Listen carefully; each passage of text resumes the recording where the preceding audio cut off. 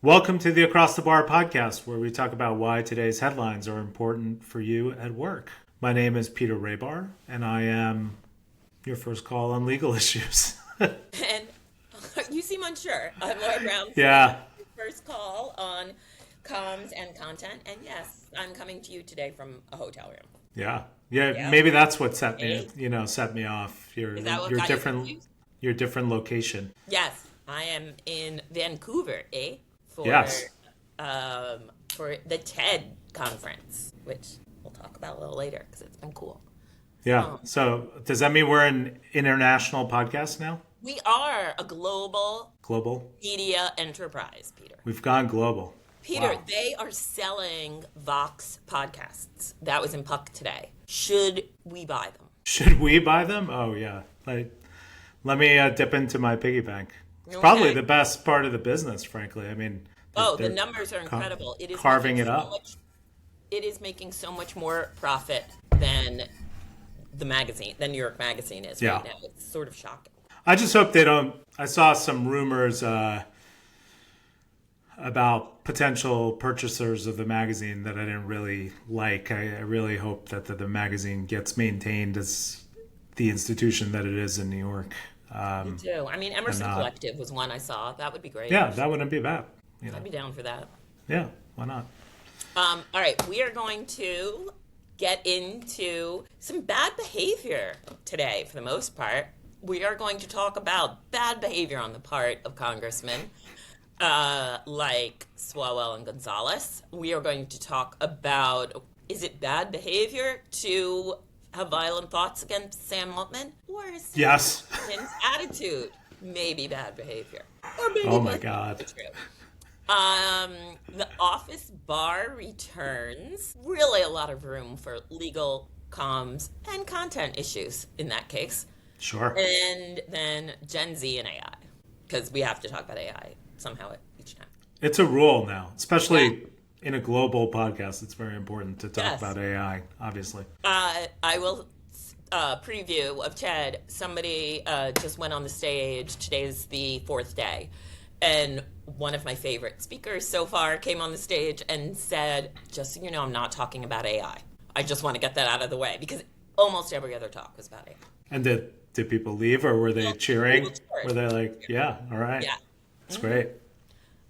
Okay. So I don't know if you have seen this, but TMZ is either rumored or has gotten a lease for a studio, an office in Washington, D.C.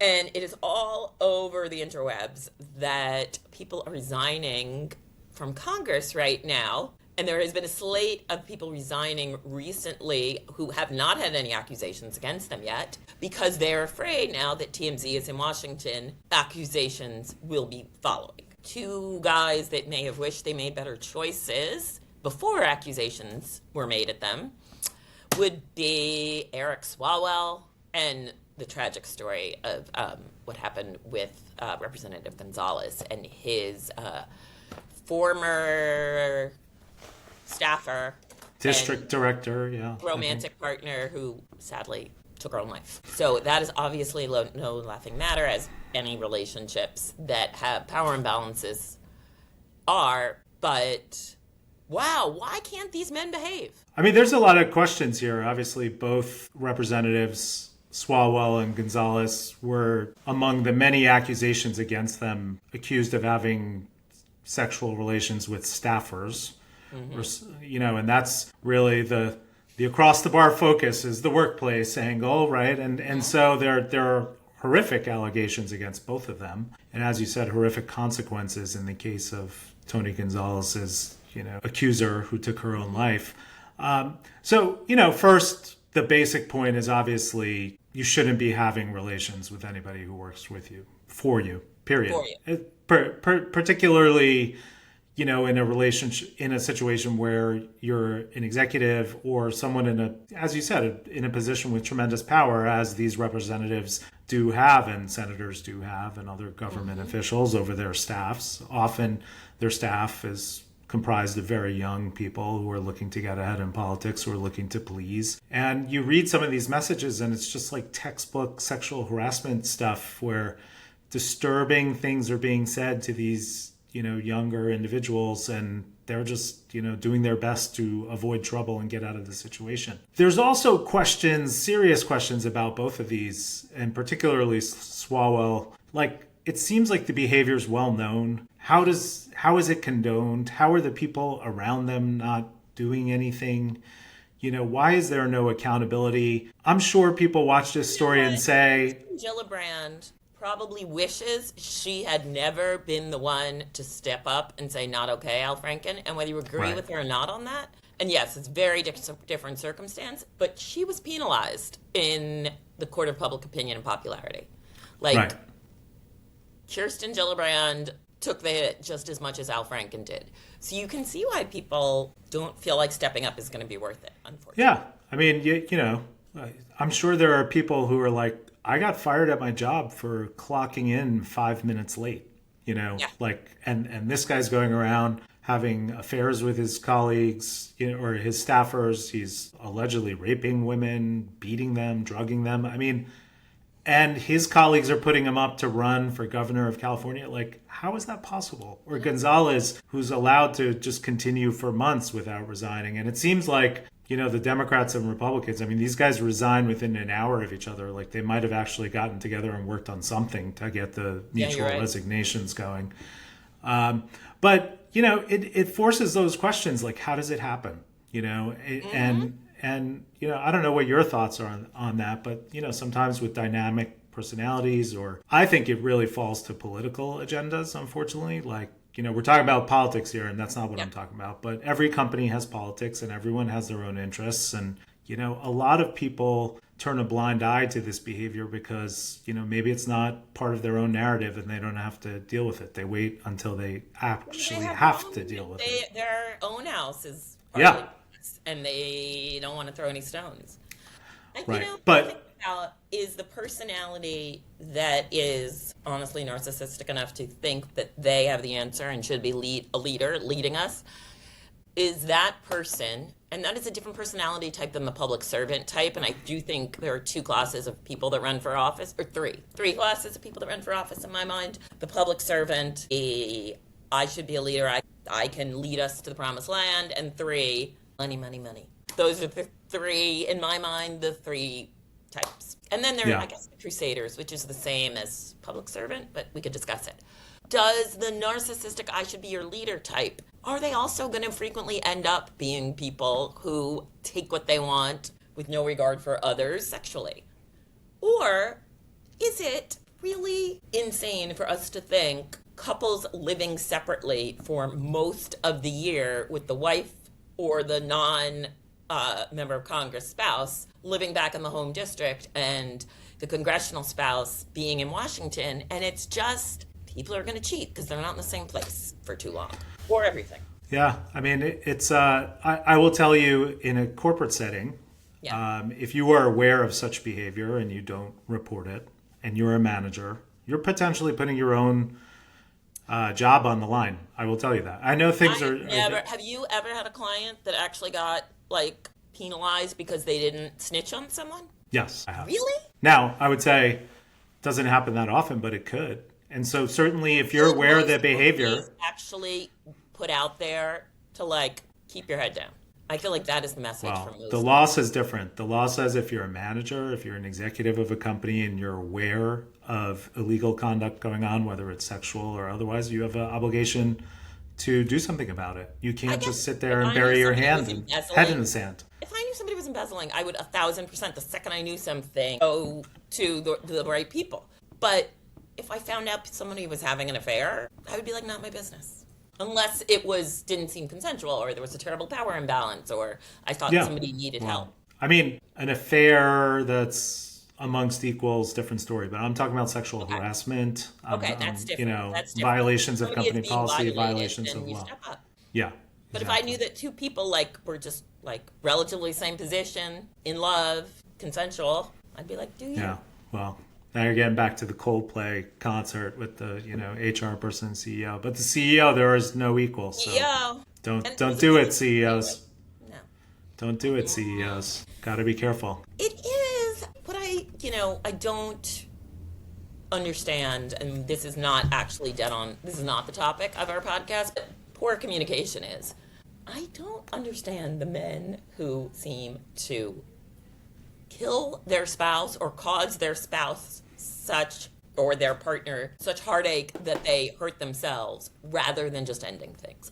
The divorce at sea that seems to have happened with the woman that went overboard with the husband that left the next day and didn't really seem to try to save her. I feel like we see these cases all the time where men are like, I want out. I know what I'll do. Murder. Seems like a good topic for your romance novel podcast. You're not going there. Better communication. Well, we're talking about corporate responsibility, corporate policies, corporate environments, obviously. Don't kill your business partner either, I guess. Well, don't kill your business. I mean, these things could kill a business too. I mean, that's, Congress is going to go on. This guy's career is over, both of them. And Swalwell, God, he really had everything to lose, and he lost it. And he lost it. So there you go. Congrats. So that nice guy, Sam Altman, people seem to be mad at him. What's happening here? Well, this is something. It's too bad Sam Altman doesn't listen to our podcast. He should, because this is something. That's true. But we've been talking for several weeks. He told me that our podcast was really the most remarkable podcast ever, and and we were the best podcasters ever. Is that when you asked it, what is the most remarkable podcast, including mine? And then it's just of course yours is. Yeah, of course. Yeah, exactly. Well, I don't know if he listened. Maybe he did. But hopefully corporate leaders were listening, because a couple of things happened over the past week that we predicted, basically, which is companies are taking these very cold actions against employees. And the billionaire class is becoming richer and becoming more distant from the rest of us. And people are not going to take this sitting down. And companies are overextending or over leveraging their perceived advantage in the workplace right now with, 30,000 people layoffs, or at Snap the other day, 1,600 person layoffs. And the response is going to be, in the past, it would have been, unionization or government action. Well, now there's no government, and people are really mad, and violence is one of the potential outcomes. So we saw this week someone throw a Molotov cocktail at Sam Altman's house, someone shoot at Sam Altman's house. A number of workers burned down warehouses and filmed videos that said, if you paid me more, I wouldn't have done this. We don't condone any of this, and we certainly don't support it. God, no. But look, if you're a corporate leader and you think it's like a great time to be laying off, mega chunks of employees, and in fact, there was a article in the Wall Street Journal today that said just that, I think you need to think twice about it. I think you need to, consult Laura and other communications experts on how to communicate tough decisions. And you really got to examine, the need for these things. You shouldn't just do it because it's in vogue or because AI gives you good cover to lay off people and hide your own poor management practices. It is a volatile time right now. And employees, workers, they look and they see the only way I can get, or people are getting what they want in society right now, is yelling and fighting and doing other things. Part of that is also the content part of my job, not the comms part. None of these companies are putting any effort into telling good stories about their brand. The reason you start a storytelling or a content practice, in my mind, is to some degree building a moat around your brand, making it a brand that has enough of a moat that when something goes wrong, public consciousness is, oh, but I know those guys, they're trying. Right. And that can be done on social media. That can be done by putting stories out into the media or on an own platform. But, Airbnb put a lot of money and effort into showing how their product was a connector and a net good for humanity. None of these AI companies, none of them have been doing that, which is, I think, a real miss. And I'm not saying, story wash your firings, but if you want people to think something about your brand that they are not, just doing interviews is not going to be enough. You need to give them stories to tell. And Sam Altman's situation is a little different. And OpenAI did not lay off thousands of employees, but they are viewed as having this technology and being the leader of this technology that is eliminating jobs for generations of people. And we'll talk about that. Sucking electricity like there's no tomorrow.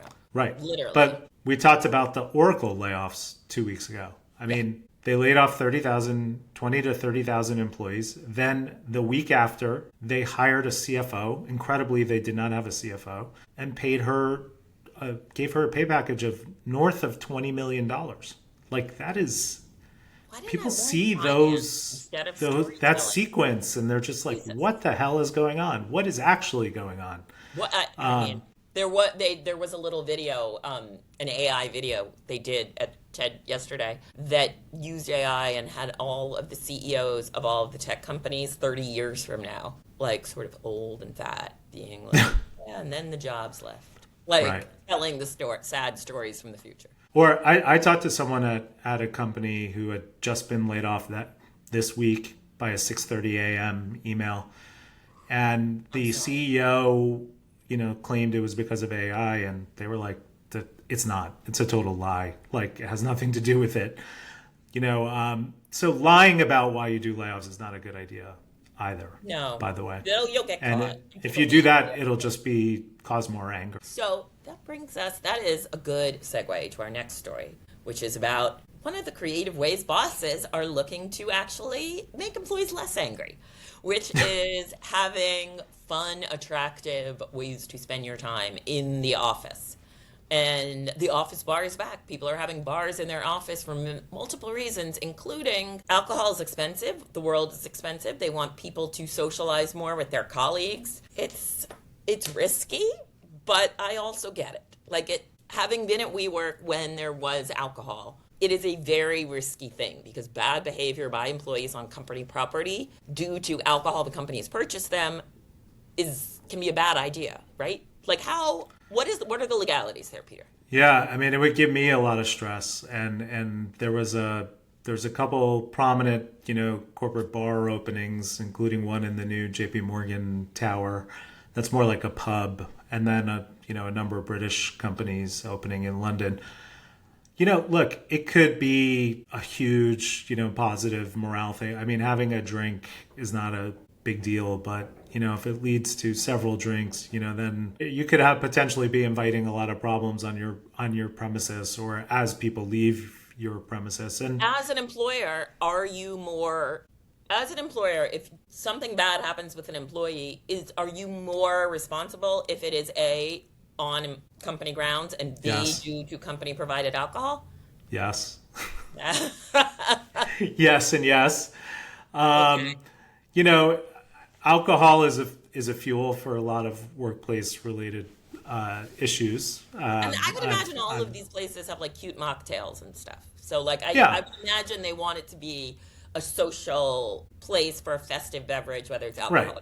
Right. And I would say, like, I'm not going to tell you not to do it. But I would say if you're going to do it, also have other things, like have a coffee bar and a juice bar and, whatever. And I think like the places that are doing this definitely have those things. I mean, the JP Morgan Tower has like 20 something restaurants. And one pub. So I get it. And it's mostly for clients. And like, as you establish these things, you could say stuff like that. Like, it's for client entertainment purposes. You can only go with a reservation and the specially trained bartenders and, all that stuff. It's part of the private clubification of hospitality in big cities right now. Like 100%. You and I have talked about before that people are more clannish than ever, and so they're closing themselves in private clubs in New York and LA and a lot of big cities. Yeah, there's a huge surge of private clubs in New York, and some are, dinner clubs, some are nightclubs, some are lunch clubs. There's one that opened in the past year in the GM building that is, a very exclusive corporate lunch club. What's that? I never even heard of that one. What's it called? Yeah, we could talk about it. We'll strategize and get an invite to go there. Do we have any listeners who are members of this lunch club who want to have lunch with us? Yeah. We're lovely lunch. So So look, I mean, there's a lot of advantages to hosting these. Morale is one. Ease of entertainment. I mean, there are employees who are like, I don't want to go out and entertain clients because it's too much of a pain in the ass to get a reservation, go out, train. It is a pain in the ass. This that is a thing. It's a full contact sport, as I tell people. As someone who makes reservations for every dinner I attend, I know how tough it is. Wow. So, wow, yeah, your wife is a lucky girl. Yeah, but going out there and hunting those reservations. Yeah, fighting off those. Or in a previous life. Fighting off those front of house people. Exactly. Trying to get in their good graces. L's aside as you close in for the kill. Right. Yeah. So, look, it's a good idea. It could be a good idea, but I would say, the companies that do it, you have to offer other options. You have to make sure you're taking every precaution possible. And I think the messaging around it's important too. Like, yes, this is what it's for. It's not for partying. It's not for getting wasted. We expect you to adhere to all policies and codes of conduct and whatever. I mean, you also have to create events, I think. Like, you have to, if you are telling people to use it in way A, B, and C and not D, you need to create some community around events in A, B, and C pockets before it's going to be self-perpetuating. Yeah, that's right. So if you have a bar, having guest bartenders come in and do cocktails and do regular cocktails and mocktails and whatever, that's great. Just the way that you do different cuisines in a cafeteria, or you have chefs who wrote cookbooks who come in. I mean, you could do the same thing, and it could be very fun. Yeah, we did it, in magazine land. We used to have guest mixologists come in all the time. Right, like I could come in and make Negronis for people, and they'd be very happy. You want to go? We could go do that at Cosmo. I'll give them a call. Okay, so the Gen Z are scared of the AI. There is a new poll in Axios that shows that they are very nervous about how quickly it has happened. And the youngest in the workplace are the most freaked out about it, according to this recent poll. Yeah, or at least enthusiastic or angry. I've talked to a number of people in their 20s, including my son, who's a cybersecurity computer science major. And it's interesting to hear their perspective, because I think people my age are pretty, in a lot of ways, like excited about AI and experimenting with it, and telling everyone to use it all the time. And I don't sense that amongst the early 20 set. And the explanation I get is like, why should we be excited about this thing that's going to take all our jobs, and that takes away our creativity and creates our ability to make things and do things? Why would we be excited about that? And you know what? I totally agree. I totally agree. And who should they trust to take care of them if all the jobs go away? We're going to depend on the government or the heads of these companies? That it's going to be fine. So I'm assuming if Elon what's he going to do to make sure it's fine? I think we are supposed to trust our benevolent billionaire overlords. Guess what? No one does. Yeah. No one does. They're the trust issue. Yeah, I mean, I think this poll said Gen Z's excitement about AI is at 22%, which I get it. It makes sense. It's harder than ever to get a job coming out of school. They are on the front lines in some ways of seeing it. I'm not saying there's not plenty of Gen Xers and millennials getting laid off. Yeah. But they are seeing the lack of entry-level jobs. And they're also getting this like steady drumbeat of negativity about it, whether it's from their professors or from the news cycle or, their parents. And the colleges, I think it sounds like, according to this article, are generally behind in teaching students how to prepare and use AI. Unless you're in a computer science type major, you might not even have any, contact with it. It's also really not clear. I've talked to a lot of people whose kids are in college right now who say it's not clear where the line between what is okay and what is not okay in the use of AI on a project is often fuzzy. Yeah. Like the professor will be like, well, of course you could use it for research, but you can't use it for writing. Well, I guess you could use it for an outline. I get why it's confusing for people because it's not clear. Yeah, it's a huge source of stress. And there's a lot of resentment, and there's no trust. I mean, we talked about Sam Altman and we talked about Musk and others. And this would be a great moment if we had a, really functioning government that cared about, younger workers coming into the workforce to like take some steps to help protect them and help prepare them. Instead, they're saying, yeah, forget about like becoming a coder. Why don't you go become a mechanic or a plumber? And like, no one wants to hear that. Nothing against those jobs, but like if you're on a path to get a degree or an advanced degree, having someone tell you should become a mechanic is like not a real conversation. It's also not the message society has been giving you probably your whole life. And now people are suddenly like, aim lower. Right. And also like this week there was an announcement that, there's going to be Khan Academy is launching like a $10,000 AI college. Like, give me a break. Yeah. The biggest part of college is like meeting people, Anthropic socializing, and Khan growing. Academy are going to partner, and that in large part maybe because Reed Hastings is on the board of both, and he is one of the billionaires who thinks we should. Yeah, I just like this. And he is stepping down as the chair of Netflix. I just saw. Oh wow, look at that. Reed Hastings just hit. There you go. Very current. Breaking news. News. All right, I am so ready for my heroes and zeros. Great. That means you should probably go first. Who's your zero? So, yet another magazine I worked for more than 5 years of my life has shuttered today. Oh, yeah, I saw. Self magazine, which was the first magazine really to talk about women's health in a destigmatized way to the extent that it did, created the pink ribbon for breast cancer with Estee Lauder, created the whole movement around kind of being open and creating a community for breast cancer sufferers and survivors. It was a wonderful magazine that really taught a lot of women how to how to feel better, how to take better care of their bodies, be their best self. But in an age where people want to take health advice from idiots with tans wearing jeans in bathtubs, there is less room for well-researched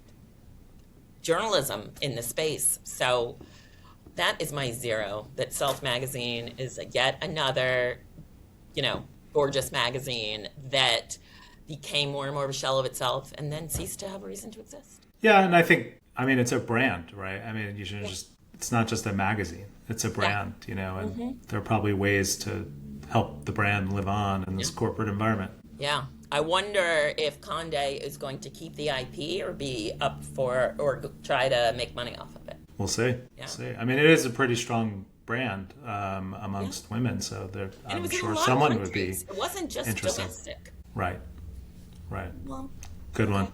What about you? So I don't know if you've been following this story as you've been out of the country, but in New York, the New York food world is in a tizzy over a Greenpoint restaurant that's serving a $40 rotisserie chicken. Yeah, it's everywhere. My zero would be to City Council member Chi Osei, who started this controversy with a post that said, $40 rotisserie chicken at a wine bar? Are you crazy? Really? Or something like that. And really started this crazy attack on this brand new small business that just opened in New York. So rude, but I'm sure they're going to get tons of clients now, actually. Well, yes and no. They're getting attacked by a ton of people, unjustifiably. And I would just say, first of all, there are plenty of chickens. Neighborhood businesses, A. Yeah. First of all, your job as a politician, particularly a local politician, is supporting local businesses, not attacking them. Okay, unless they're doing something really wrong. Message right now from the mayor, to some extent, from their party, that all that matters is being progressive and showing that you care about affordability. Well, shame on them for attacking this restaurant. Yeah. And the truth is, should we go there to are that plenty. Yeah, I'm planning to go there as soon as possible. And the truth is, there are plenty of restaurants that serve $40 chickens and more expensive than $40 chickens. So shows how much you know. Yeah. But I support the restaurant Gigi's. I will be there soon. It's right down the street from me. Do they serve lunch? We could record there one day. They serve wine, more importantly. A lot of wine. Wine is good. Yeah. All right, my hero is talking to people you don't know, which is kind of the whole idea of this conference I'm at, TED. And It is everyone is so friendly, and you are encouraged to start talking to anybody you are standing next to. And talking to strangers is a lovely thing that many of us don't do enough of. I remember during the pandemic, I craved it at some point. Like, I would go to a store and have a minute-long interaction. It would be like, oh, I just, like, engaged with a new human. How great.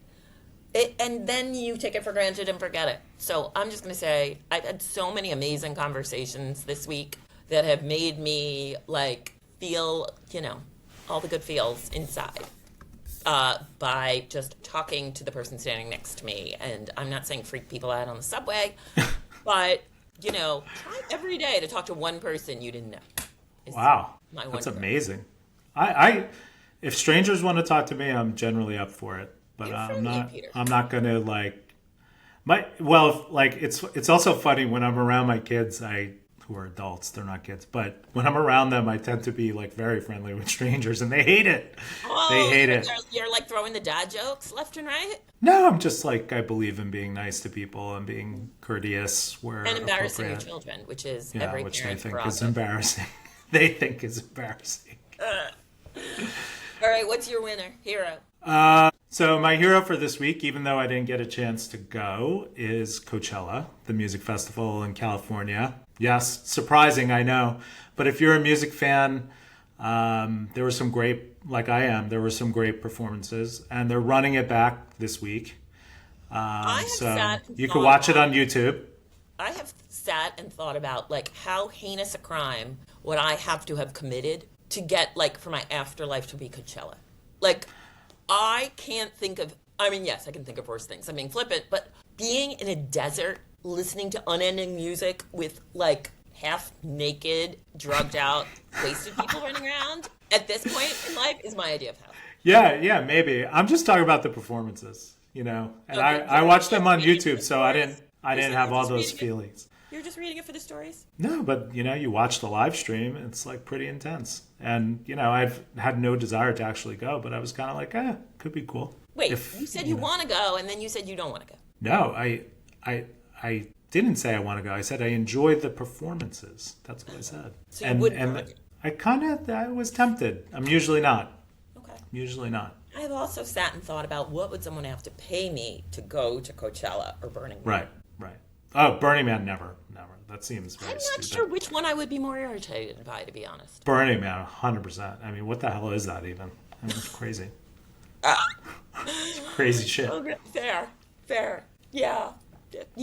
Both would be bad, but both are, like, in deserts. Oh, gross. So you're saying you don't like deserts? Deserts are a zero for you. I'm saying the thought of spending a day partying in a desert. When you have my lack of pigmentation, you have to put on so much sunblock that if you are someplace that is dusty or sandy or dirty, you are then covered in a coating of it. Ugh. Yeah. No, thank you. Fair point. Can we also, I'm going to give one downer note, and then we'll say something happy at the end. How crazy is it that we are at war right now? And it like doesn't even come up. Like, that's not what our podcast is about, of course. But, like, we are at war, and we're not talking about, I don't know, it's crazy, the juxtaposition of things right now. Well, you know what's really crazy?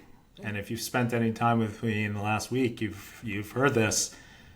Those pilots who were downed and rescued, we haven't seen them. We don't know their names. They're usually paraded around by this president. Where are they? Who are they? I don't know. We don't actually have them? I don't know. I'm not saying that, but I think it's very strange, and I agree with you.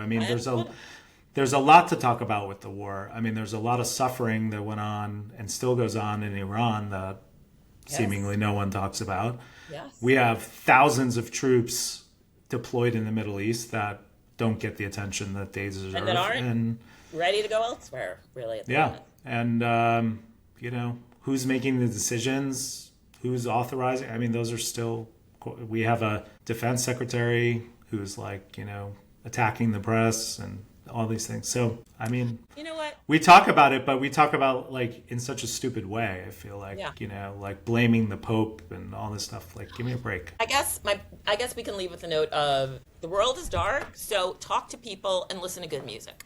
Yes. There you go. Nice job. And have a drink. Which can be non-alcoholic. We're not encouraging. Yes. Have a matcha. All right. Go for it. Cheers, Peter. All right, Laura, safe trip home. Enjoy the rest of the time in Canada. you. Thank you to everyone for watching, listening to Across the Bar. Thank you, Sadie, Thank you, Sadie. for producing, and we'll see you next week.